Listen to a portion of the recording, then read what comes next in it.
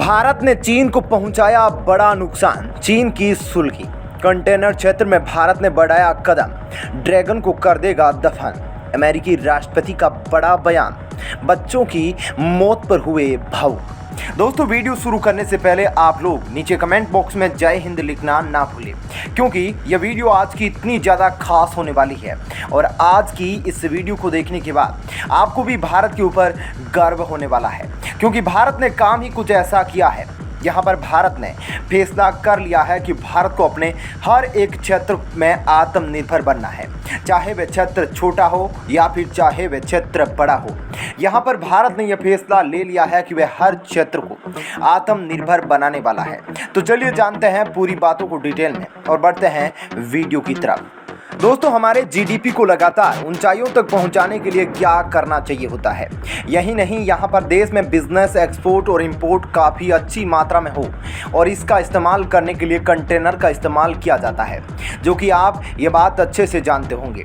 कोई भी सामान किसी देश से किसी दूसरे देश में जाता है तो उसको कंटेनर में रखकर भेजा जाता है और कंटेनर मैन्युफैक्चरिंग में आज जो सबसे ज़्यादा आगे हैं वह कोई और देश नहीं बल्कि चीन है। और रिपोर्ट की माने तो यहाँ पर भारत की जो कंटेनर की डिमांड रहती है वह 90% तो चीन ही पूरी करता है। इस चीज़ को देखते हुए यहाँ पर भारत ने एक बड़ा फैसला किया है और चीन को झटका दे दिया है। दोस्तों, हम यहाँ पर बताते चले, भारत सरकार द्वारा ये फैसला कर लिया गया है कि यहाँ पर अब भारत में ही मेक इन इंडिया प्रोजेक्ट के तहत कंटेनर मैन्युफैक्चरिंग की जाएगी और इस चीज़ से ही कहीं ना कहीं चाइना की मार्केट पर भी असर पड़ने वाला है, जो भारत के 90% कंटेनर की मांग को पूरा किया करता था। अब उस क्षेत्र में भारत भी कूदने वाला है और चीन को एक बड़ा झटका देने वाला है। दोस्तों, भारत में 3 कंपनी मिलकर कंटेनर बनाने वाली है। कंटेनर कॉरपोरेशन ऑफ इंडिया ने 2500 कार्गो कंटेनर मैन्युफैक्चरिंग के लिए ऑर्डर दे दिया है और आपको बताते चले, कंटेनर कॉरपोरेशन ऑफ इंडिया की तरफ से 6000 कंटेनर को पहले ही मंजूरी दे दी गई है, जिसको भारतीय कंपनियों से खरीदा जाने वाला है। इसको लेकर बताया जा रहा है कि एक कंटेनर की जो कीमत होने वाली है वह 3 से 4 लाख रुपए की होने वाली है और 100 करोड़ की यह पूरी डील होने वाली है।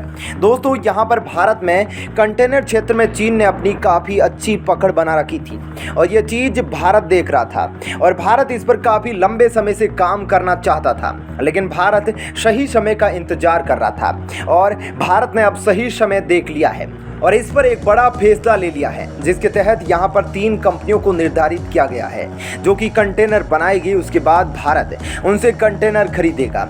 मेक इन इंडिया प्रोजेक्ट के तहत अपना पैसा अपने ही देश में आएगा। दोस्तों, आपको बता दें, यहाँ पर भारत की सोच है कि भारत धीरे धीरे करके आपको हर क्षेत्र में आत्मनिर्भर बनाएगा और भारत ये कोशिश भी कर रहा है कि वह हर क्षेत्र में आत्मनिर्भर हो जाए और भारत किसी भी क्षेत्र के ऊपर डिपेंड ना रहे। भारत की इस सोच से आप कितना ज़्यादा खुश हैं, हमें नीचे कमेंट बॉक्स में लिखकर बता सकते हैं। दोस्तों, एक दुखद खबर अमेरिका की तरफ से निकल कर आ रही है, जिसमें अमेरिका के टेक्सास में एक स्कूल में हुई गोलीबारी में 19 बच्चों समेत 21 की मौत के बाद अमेरिकी सुरक्षा विभाग सख्ते में आया हुआ है। वहीं राष्ट्रपति जो बाइडेन ने भी खुला आह्वान कर दिया है कि कोई भी हमलावर छोड़ा नहीं जाएगा और अब बंदूक रखने पर नए प्रतिबंधों की भी घोषणा की है। उन्होंने भावुक अपील के साथ गन लॉबी के खिलाफ एक अभियान छेड़ने की बात कही। बता दें कि बाइडेन हाल ही में एशिया की 5 दिवसीय यात्रा से लौटे हैं, जिसके बाद यह घटना होने से काफी आहत है। रूजवेल्ट रूम में पत्नी जिल बिडेन के साथ खड़े बिडेन ने कहा, मैं अब अमेरिका में इन सभी घटनाओं को देखकर थक चुका हूं, हमें अब कुछ एक्शन लेना होगा। राज्य में एक सीनेटर के अनुसार कम से कम 19 छात्र इस गोलीबारी में मारे गए हैं। वहीं पुलिस की जवाबी कार्रवाई के दौरान शूटर मारा जा चुका है। दूसरी ओर बाइडेन ने अपनी यात्रा पर जाने से ठीक 2 दिन पहले न्यूयॉर्क के बफेलो में एक किराने की दुकान पर हुई शूटर में मारे गए 10 श्वेत बच्चों के परिवारों से मुलाकात की थी और कार्रवाई की बात कही थी, लेकिन बैक टू बैक गोलीबारी की घटनाओं ने अमेरिका की सुरक्षा व्यवस्था पर सवाल उठा दिए हैं। दोस्तों, वहीं दूसरी तरफ हिंद प्रशांत क्षेत्र में चीन की बढ़ती दखल के बीच जापान की राजधानी टोक्यो में मंगलवार की क्वाड की बैठक हुई।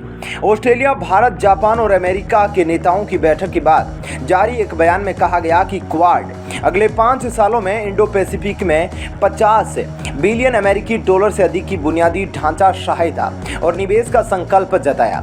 सम्मेलन के बाद जारी संयुक्त बयान में कहा कि हम यानी क्वाड देश ऋण के मुद्दे के निराकरण के लिए प्रतिबद्धता साझा करते हैं, जो कई देशों में महामारी की वजह से बढ़ गई है। बयान में कहा गया है कि क्वाड पार्टनर दशकों के कौशल और अनुभव को एक साथ जोड़कर क्षेत्र में बुनियादी ढांचे को संवारने के लिए काम करेंगे। क्वाड देश मिलकर सार्वजनिक और निजी निवेश को चलाने के लिए भागीदार और क्षेत्र के साथ मिलकर काम करने के लिए प्रतिबद्धता जताई है। बयान में आगे कहा गया कि अगले 5 सालों में भारत प्रशांत क्षेत्र में 50 बिलियन अमेरिकी डॉलर की बुनियादी ढांचा सहायता और निवेश किया जाएगा। बयान में आगे कहा गया कि क्वाड G20 कॉमन फ्रेमवर्क के तहत ऋण के मुद्दे से निपटने के लिए और quad debt management resource portal सहित संबंधित देशों के वित्तीय अधिकारियों के साथ निकट सहयोग में ऋण स्थिरता और पारदर्शिता को बढ़ावा देने के लिए देश की क्षमताओं को मजबूत करने के लिए काम करेंगे, जिससे बहुपक्षीय और बहुपक्षीय क्षमता निर्माण सहायता शामिल है। बयान में कहा गया कि क्वाड देश मिलकर क्षेत्रीय और डिजिटल कनेक्टिविटी, स्वच्छ ऊर्जा और ऊर्जा से संबंधित सुविधाओं में आपदा लचीलापन सहित जलवायु लचीलापन जैसे पहचाने गए क्षेत्रों में सहयोग को और गहरा करेंगे। बता दें कि क्वाड बैठक में प्रधानमंत्री नरेंद्र मोदी, ऑस्ट्रेलियाई प्रधानमंत्री एंथनी अल्बनीज, अमेरिकी राष्ट्रपति जो बाइडेन और जापानी प्रधानमंत्री फूमियो किशिदा ने भाग लिया। दोस्तों, एक तरफ रूस और यूक्रेन जिस वजह से लड़ रहे हैं, वही वजह दूसरा देश भी करता हुआ दिखाई दे रहा है और यहाँ पर बहुत ही लोगों ने अनुमान लगाया है कि स्वीडन और फिनलैंड नाटो में शामिल होंगे तो इसका काफी बुरा असर देखने को मिल सकता है। आपको बताते चले, नाटो में शामिल होने के लिए स्वीडन सरकार अगले सप्ताह आवेदन कर सकती है, जबकि फिनलैंड की सरकार ने साफ कर दिया है कि वह बहुत जल्द नाटो में शामिल होने के लिए आवेदन करेगी। रूस ने ये दोनों देशों को पहले ही चेतावनी दे दी है कि यहाँ पर अगर इन दोनों देशों में से किसी देश ने भी नाटो में शामिल होने की सोची तो यहाँ पर इनको बड़ा खामियाजा भुगतना पड़ जाएगा। लेकिन इनकी तरफ से रूस की चेतावनी को बिल्कुल हल्के में लिया जा रहा है और इनकी तरफ से यह फैसला भी कर लिया गया है कि बहुत जल्द ये दोनों देश नाटो में शामिल होने वाले हैं। फिनलैंड के राष्ट्रपति और प्रधानमंत्री ने गुरुवार को कहा कि उनके देश को यूक्रेन पर रूस के आक्रमण से उत्पन्न खतरे के कारण बिना देरी नाटो सैन्य संगठन में शामिल होने के लिए आवेदन करना चाहिए।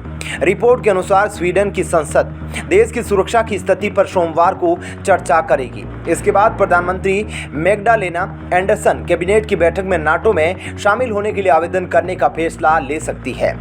रूसी विदेश मंत्रालय ने कहा कि रूस को अपनी राष्ट्रीय सुरक्षा के लिए उत्पन्न होने वाले खतरों को रोकने के लिए एक सैन्य तकनीकी और अन्य प्रकृति के जवाबी कदम उठाने की आवश्यकता होगी। हेलसिंकी को इस तरह के कदम की जिम्मेदारी और परिणामों के बारे में पता होना चाहिए। नाटो के पूर्वी की ओर विस्तार से खुद को बचाने के लिए साधन के रूप में रूस ने आंशिक रूप से यूक्रेन पर आक्रमण को सही ठहराने की कोशिश की है। हालांकि फिनलैंड की राष्ट्रपति साउली निनिस्टो ने गुरुवार को कहा कि हेलसिंकी के फैसले के लिए रूसी राष्ट्रपति व्लादिमीर पुतिन जिम्मेदार है। आप इसका कारण बने हैं, आप आईने को देखिए। फिनलैंड और स्वीडन के बीच प्रगाढ़ सैन्य संबंध है। रूसी राष्ट्रपति कार्यालय क्रेमलिन के प्रवक्ता दिमित्री पेस्कोव ने कहा कि फिनलैंड को नाटो में शामिल होने के फैसले के बाद पछताना पड़ेगा, उसे इसके लिए कड़ी प्रतिक्रिया का सामना करना पड़ेगा। पेस्कोव ने कहा, फिनलैंड का नाटो में शामिल होने के लिए आवेदन करने का फैसला उसके रूस के साथ गैर मित्रतापूर्ण कदम को दर्शाता है। फिनलैंड के नाटो में शामिल होने से सैन्य गठबंधन के हथियार हमारी सीमा के करीब आ जाएंगे। जाहिर है इससे रूस के लिए खतरा बढ़ेगा। यह पूछे जाने पर कि रूस की प्रतिक्रिया किस रूप में होगी, उन्होंने जवाब दिया कि सब कुछ इस पर निर्भर करेगा कि नाटो विस्तार की यह विस्तार प्रक्रिया कैसे चलती है, किस हद तक सैन्य बुनियादी प्रक्रिया चलती है, किस हद तक सैन्य बुनियादी ढांचा हमारी सीमाओं के करीब जाता है। उल्लेखनीय है कि फिनलैंड रूस का पड़ोसी देश है और पूर्व में दोनों देशों के बीच युद्ध भी हो चुका है।